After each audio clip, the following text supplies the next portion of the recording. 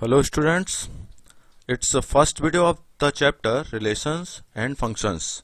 Before start, we recapitulate the topics ordered pair, domain, codomain, range, which we have already studied in class 11th. Now the first topic is ordered pair. Ordered pair. Ordered pair means actually ordered pair consists of two objects. Pair means two. Consists of two objects or elements in a given fixed order. Fixed order. This is the most important thing. Fixed order. This is the important thing.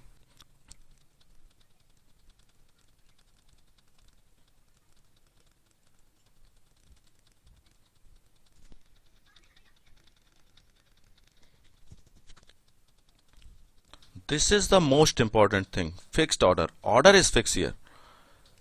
Now note. Important note is here. Ordered pair is not a set. This is the main important thing. Okay.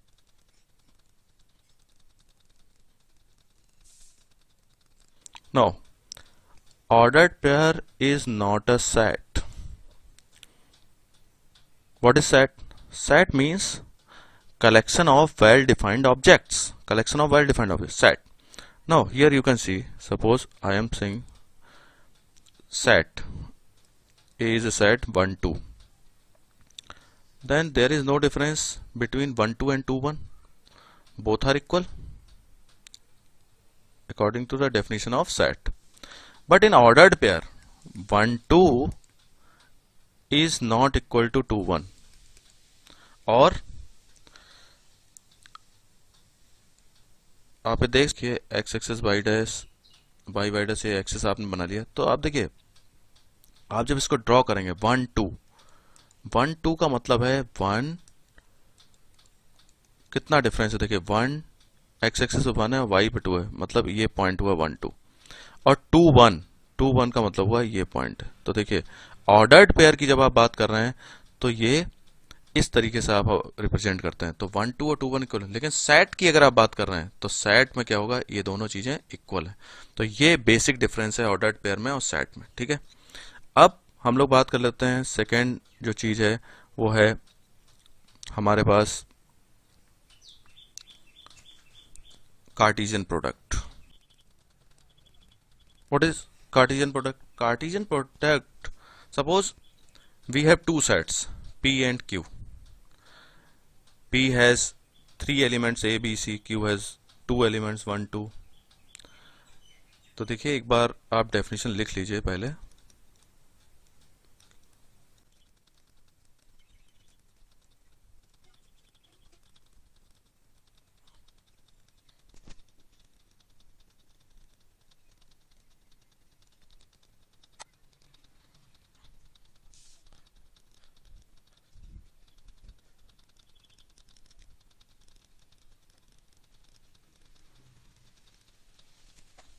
Now here you can see P and Q are non-empty set. The Cartesian product P cross Q is a set of all ordered pair of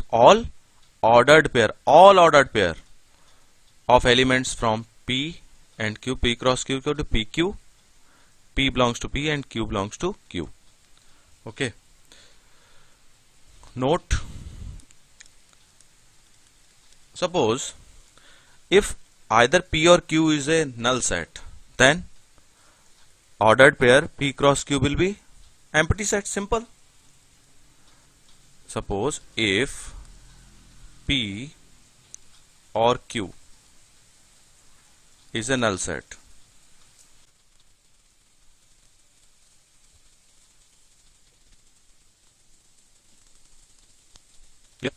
ये आपको बात समझ में आ गई, ये note करने के लिए था। ये बहुत इंपॉर्टेंट चीजें हैं जो मैं आपको साथ डिस्कस कर रहा हूं। देखिए अब ये कार्टेशियन प्रोडक्ट को समझने के लिए आप एक एग्जांपल ले लेते हैं हम लोग। ठीक है, if suppose if P is equal to A B C, okay, and Q is equal to 1 2, okay. Now find P cross Q, मतलब कार्टेशियन प्रोडक्ट हमें फाइंड करना है.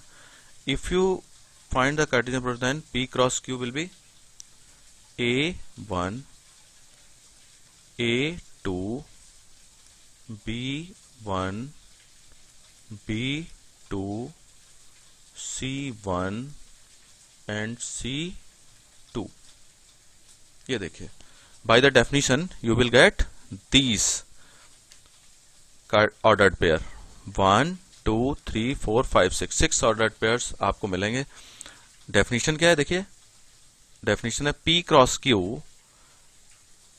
ये देखिए, ये ऑर्डर्ड पेयर आपको मिल रहा है PQ के फॉर्म में, where P belongs to P and Q belongs to Q. तो देखिए P A belongs to P, A belongs to P, B belongs to P and C belongs to P. तो देखिए इस तरीके से आपने कर लिया. ठीक है, कोई प्रॉब्लम नहीं. एक बात और है, नंबर ऑफ ऑर्डर्ड पेयर्स की जब बात आती है तो suppose number of elements in P here 3 and number of elements in Q is 2, then n number of elements in P cross Q will be 3 into 2 6. This is the most important thing. Now we discuss about the relations.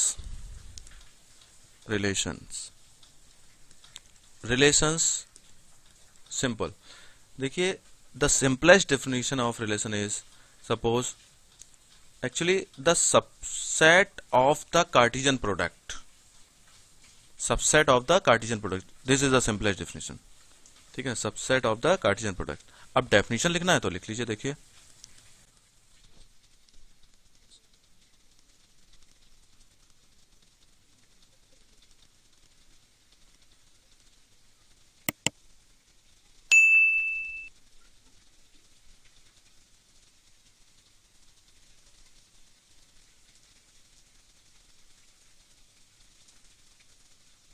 देखिए ये definition हो गई, ये मैंने आपको लिख के दिखा दिया. A relation R from set P to set Q is defined as the subset of the Cartesian product. This is the main important line. Subset of the Cartesian product, subset of the Cartesian product, subset of the Cartesian product, subset of the Cartesian product P cross Q. Okay, और देखिए R is the subset of PQ. ये जितने भी आपके जो है Cartesian product में जितने भी ऑर्डर्ड पेयर आए हैं उनका ये सबसेट होता है. रिलेशन कैसे होता है इसको एक बार हम समझ लेते हैं. ठीक है, मैं एक एग्जांपल लिख देता हूं, उसके बाद मैं आपको समझाता हूं. देखिए,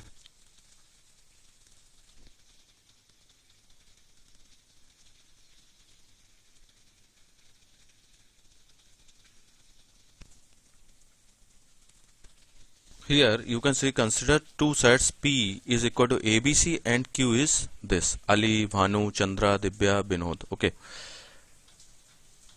when we find P cross Q means Cartesian product, then you'll find the ordered pair like this: A Ali, A Bhanu, A Chandra, A Divya, A Vinod, B Ali, B Vinod, B Chandra, B Divya, B Vinod, C Ali, C Vinod, C Chandra, C Divya, C Vinod. मतलब आपको इस तरीके से सारे Cartesian product मिल गए. यानी कि total number अगर आपको चाहिए n P cross Q number of ordered pair, तो कितना हो जाएगा? 3. देखिए n P इक्वल टू क्या है आपका 3 और n Q आपके पास है 5, तो ये 15 हो गए. टोटल 15 ऑर्डर्ड पेयर्स हैं हमारे पास. ठीक है, अब देखिए 15 ऑर्डर्ड पेयर्स के बाद अब एक कंडीशन आई. ठीक है ना,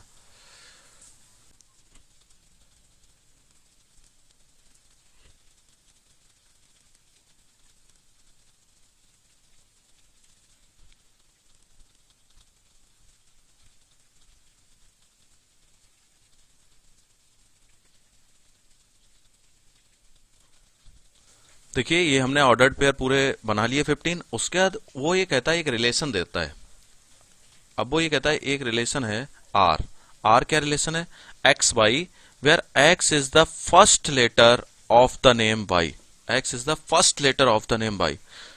मतलब x is the first letter of the name y, मतलब y जो आपको दिया गया है, आप इसको देखिए, अगर y आपको दिया गया है तो y में ये है अली, भानु, ये नेम है, और ये इनका फर्स्ट लेटर अगर होता है रिलेशन के अकॉर्डिंग तो क्या सेट बनता है आपका। तो ये जो ऑर्डर्ड पेयर पूरा था हमारे पास, ये जो ऑर्डर्ड पेयर था इसमें से सारे एलिमेंट नहीं आते, कुछ आते। कौन कौन से आते, जैसे ए फॉर अली ये आ जाता, okay, B for Bhanu, B for Vinod, और सी फॉर चंद्रा। मतलब ये सिर्फ बनते हैं हमारे पास आ रही आता। तो अब आप क्लियरली ये समझ सकते हैं कि इसमें क्या हो रहा है।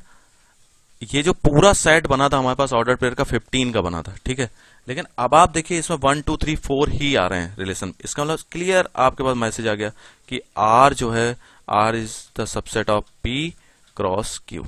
ठीक है, ये क्लियर हो गया, ये डेफिनेशन से आपको क्लियर हो गया। अब कुछ पॉइंट्स हैं वो आप नोट कर लीजिए, ये बहुत इंपॉर्टेंट पॉइंट्स हैं। वैसे तो मैं ऐसे ही बता दूं कि अभी हमने P और Q का जो सेट लिया था, तो सपोज ये इस तरीके से हमने एक सेट बनाया, ये P है और इसमें क्या था, A B C एलिमेंट्स हैं, और इधर देखिए ये जो है अली है, इधर क्या था, भानु था, दिव्या थी, और चंद्रा था, और दिव्या, चंद्रा और विनोद, ये इतने मेंबर थे। ठीक है, तो आपने जब पूरा ऑर्डर्ड पेयर बनाया, ऑर्डर्ड पेयर में क्या होता है, ऑर्डर्ड पेयर में अभी जो फर्स्ट वाले एलिमेंट हैं ए बी सी, इनको हम लोग किस में कंसिडर करते हैं, ए बी सी जो है इसको पूरे को हम क्या किस में कंसिडर करते हैं, डोमेन लेते हैं। ठीक है, ऑर्डर्ड पेयर में। और ये जितने एलिमेंट आपके इसमें आए हैं सेकेंड में, सेकेंड जो आप देख रहे हैं पेयर, जो ऑर्डर्ड पेयर में जो सेकेंड में आए हैं, इनको हम लोग बोलते हैं को डोमेन। ठीक है, को डोमेन ये है। और जो रिलेशन में आपके जो नंबर्स आए उनको हम लोग रेंज बोलते हैं। तो इसका सिंपल सा मतलब हो गया कि रेंज जो है वो सबसेट है किसका, कोडोमेन का।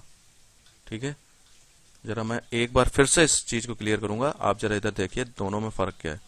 देखिए अब अगर आप इसमें ध्यान से देखेंगे तो देखिए, इसको मैं बताता हूं। देखिए ये आर है, रिलेशन है, रिलेशन में देखिए किस किस का नाम आया, अली आया, भानु आया, विनोद आया, चंद्र आया। ठीक है, ये नाम आ गए। तो आप देखेंगे कि ये अगर मैं रेंज लिखता हूं तो इसमें मैं लिखूंगा किस किस का नाम लिखूंगा, इसका नाम लिखूंगा मैं। मतलब रेंज जब मैं लिखूंगा तो मैं क्या लिखूंगा, अली लिखूंगा, भानु लिखूंगा, चंद्रा लिखूंगा, और ये आपका विनोद लिखूंगा। मतलब मैं दिव्या नहीं लिखूंगा रेंज में। अगर कोडोमेन की बात करता हूं तो मैं ये 1 2 3 4 5 जितने भी एलिमेंट्स हैं इसमें उन सबको लिखूंगा। लेकिन जब मैं रेंज की बात करूंगा तो रेंज में ये जो रेंज जब आप बना रहे हैं, रिलेशन से जब आप रेंज बना रहे हैं, तो ये जो फर्स्ट एलिमेंट्स हैं ए, देखिए इसमें बी भी आया, सी भी आया, तो ये तो डोमेन हो गया। और जो रेंज की बात होगी उसमें सिर्फ अली, भानु और विनोद और चंद्रा आएंगे, चार। ठीक है, इसका मतलब रेंज जो है, range is the subset of codomain. अब आप थोड़ा जो मैंने आपको ये समझा दिया, देखिए मतलब मैं ये आपको बताना चाहता हूँ, जैसे ए से कौन कौन रिलेटेड है, ए से अली रिलेटेड है, भानु रिलेटेड है, ए से दिव्या रिलेटेड है, ए से चंद्रा रिलेटेड है, और ए से विनोद रिलेटेड है। इसी तरीके से बी से भी ये पांचों रिलेटेड है, सी से भी ये पांचों रिलेटेड है। तब हमारे 15 ऑर्डर्ड पेयर्स बने। लेकिन 15 ऑर्डर्ड पेयर्स में आप ये देखेंगे, जब हमने रिलेशन लगाया, रिलेशन ये हमने एक लिया कंडीशन की x is the first letter of the name y, जब हमने ये कंडीशन ली तब क्या हुआ, तब हमारे पास जो है ये पांचों के पांच नाम नहीं आए। ठीक है ना। अब जब आप रिलेशन लिखते हैं तो रिलेशन में जब r होता है, जो q के जितने भी एलिमेंट्स हैं वो सब के सब कंसिडर होते हैं कोडोमेन में। लेकिन जब आप रिलेशन लिखते हैं तो इसमें सिर्फ चार ही नाम आ रहे हैं, अली, भानु, विनोद और चंद्रा। तो ये आपके आएंगे रेंज में। ठीक है ना। और इसके सारे एलिमेंट जो होते हैं फर्स्ट के, वो सब डोमेन होते हैं। तो ये आप समझ गए। अब आप नोट कर लीजिए इस चीज को एक बार।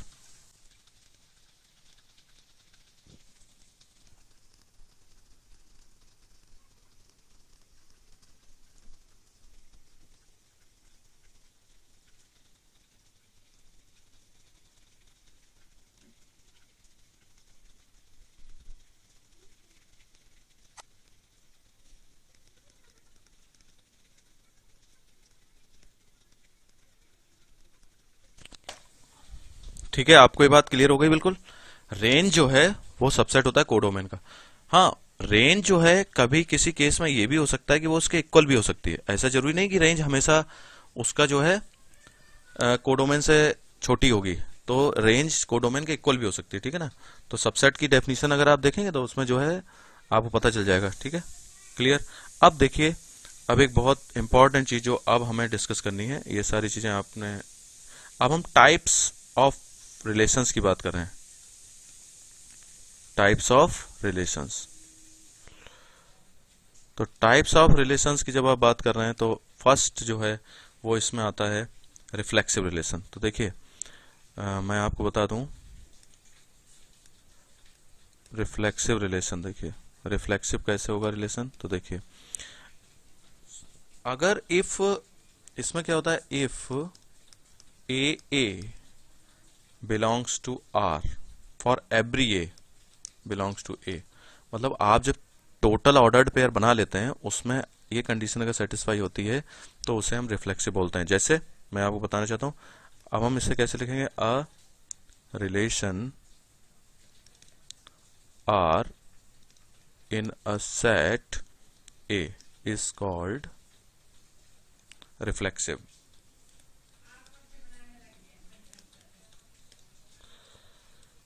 if a belongs to R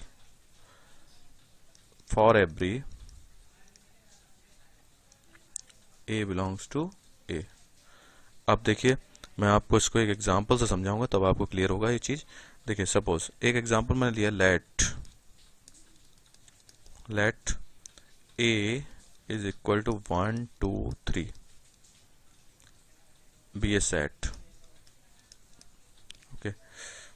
Then R1 is given here. R1 is 1 1 2 2 3 3। ये रिलेशन आपको एक दिया हुआ है। ठीक है, और एक रिलेशन आपको दिया हुआ है R2। इसका रिलेशन इस तरीके से दिया है कि 1 1 2 2 1 3, इस तरीके से। अब देखिए, अब हम ये चेक करते हैं कि ये रिफ्लेक्सिव है या नहीं है। तो देखिए R1 is reflexive bye the definition. आप देख सकते हैं इसमें, देखिए 1 1 2 2 3 3, तो देखिए 1 1 2 2 3 3 सारे आए हुए हैं, इसका मतलब ये रिफ्लेक्सिव रिलेशन है। R2 के बारे में आप क्या कहना चाहते हैं, R2 रिफ्लेक्सिव नहीं है। देखिए 1 1 2 2 तो है इसमें, लेकिन आप देखिए इज नॉट रिफ्लेक्सिव। क्यों नहीं है रिफ्लेक्सिव? इसलिए नहीं है क्योंकि आप ध्यान से अगर देखेंगे रिलेशन ऑन ए, बिकॉज अब आप देखिए 3 जो आप देख रहे हैं ए में तो है, लेकिन 3 3 जो है वो आपका R2 में नहीं है। इसका मतलब ये रिफ्लेक्सिव नहीं है। मतलब आपको क्लियर समझ में आ गई बात। जितने भी एलिमेंट हैं 1 2 3, अगर इसमें ए बी सी जैसे होता तो ए बी बी सी सी तीनों होना चाहिए तभी रिफ्लेक्सिव होगा। अगर एक भी मिसिंग है तो हम उसको रिफ्लेक्सिव नहीं कह सकते। ठीक है, ये आपको समझ में। अब सेकेंड जो होता है वो है सिमेट्रिक। ठीक है, तो सिमेट्रिक क्या होता है? सिमेट्रिक जो है, सिमेट्रिक रिलेशनशिप जो है बहुत ईजी है। A is called symmetric if A1 A2 belongs to R implies that A2 A1 belongs to R। देखिए सिंपल, अगर आपका A1 A2 कोई एलिमेंट्स हैं आपके पास और अगर ये A में बिलोंग करते हैं A1 A2, तो अगर A1 A2 रिलेटेड है R से तो A2 A1 भी R से रिलेटेड होना चाहिए, तो इसको हम सिमेट्रिक बोलते हैं। तो देखिए इसके लिए आप एग्जांपल, सेम एग्जांपल हम ले रहे हैं जो अभी हमने लिया था। सपोज 1 2 3 ये एक सेट है, ठीक है ना, V A set, suppose V A set. तो देखिए R1 आपको ये गिवन है, क्या दिया है, 1 1 दिया हुआ है, 2 2 दिया हुआ है और 1 3 दिया हुआ है और 3 1 दिया हुआ है। ठीक है, तो देखिए आपने देखा कि भाई इसमें क्या है, 1 3 बिलोंग कर रहा है R को और 3 1 भी बिलोंग कर रहा है R को। 1 3 और 3 1 बिलोंग कर रहे हैं, इसका मतलब ये सिमेट्रिक रिलेशनशिप है, ठीक है ना। अगर 1 3 दिया हुआ है और 3 1 नहीं होता तो आपका सिमेट्रिक नहीं होगा। अब देखिए ये 1 1 है, 2 2 है, इसमें 3 3 मतलब रिफ्लेक्सिव नहीं है, लेकिन ये सिमेट्रिक है क्योंकि इसमें 1 3 है और 3 1 है, ठीक है।